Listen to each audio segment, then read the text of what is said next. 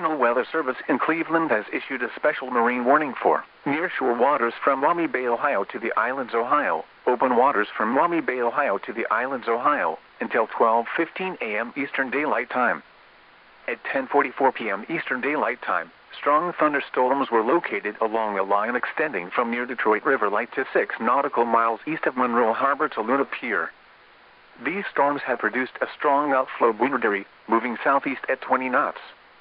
Hazard, wind gusts 34 knots or greater.